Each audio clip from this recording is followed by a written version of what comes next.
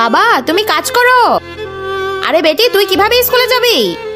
আমি তৈরি হয়ে গেলে তুমি আমাকে স্কুলে দিয়ে এসো, ঠিক আছে বেটি? বেটা তোর স্কুলে যেতে দেরি হচ্ছে, তুই তাড়াতাড়ি যা। আরে মা গাড়ি খারাপ হয়ে গেছে, কিভাবে স্কুলে যাব? এই নে রামু চলে এসেছে, তোকে স্কুলে দিয়ে আসবে। আরে রামু আমার ছেলেকে একটু স্কুলে দিয়ে আসো। আমি হেঁটে স্কুলে যেতে পারবো না। আচ্ছা হেঁটে যেতে হবে না রামু, তুমি ওকে একটু কাঁধে নিয়ে স্কুলে ছেড়ে দিয়ে আসো, ঠিক আছে মালকিন?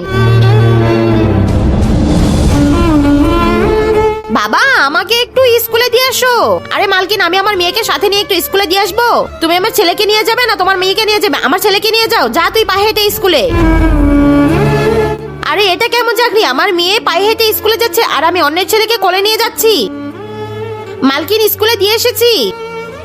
ঠিক আছে এই নাও তোমার 2 মাসের বেতন। তোমার ওষুধের জন্য টাকা চেয়েছিলে না? আর আগে দেখবো শয়তানকে হারিয়ে কে কে আল্লাহকে ভালোবাসো।